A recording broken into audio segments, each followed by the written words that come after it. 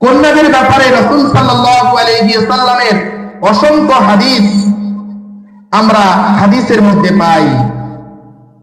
আল্লাহর হাবিব বলেন, কোন ঘরে যদি কন্যা সন্তান জন্ম লাভ করে, আল্লাহ তাআলার আসমান থেকে একজন ফেরেশতা এসে ওই ঘরে সালাম দেয়, আসসালামু আলাইকা ইয়া আহলাল বাইত, হে ঘরবাসী তোমাদের উপর শান্তি বর্ষিত হোক।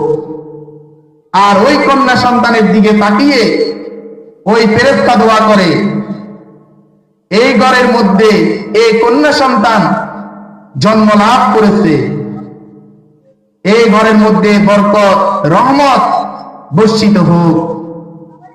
এবং এই কন্যা সন্তানকে যদি ইসলামী শরিয়া মোতাবেক ইসলামী শিক্ষায় শিক্ষিত করে, দ্বীনি শিক্ষায় শিক্ষিত করে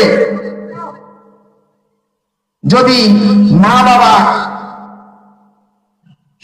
সব পত্র সুপর্দ করে, আল্লাহ রাসূল সাল্লাল্লাহু আলাইহি ওয়াসাল্লামের হাদিস অনুপাতে ওই ফেরেশতা বলতেছে, ওই মা বাবার জন্য আল্লাহ তাআলার জান্নাত ওয়াজিব হয়ে যাবে। সুবহানাল্লাহ, সুবহানাল্লাহ।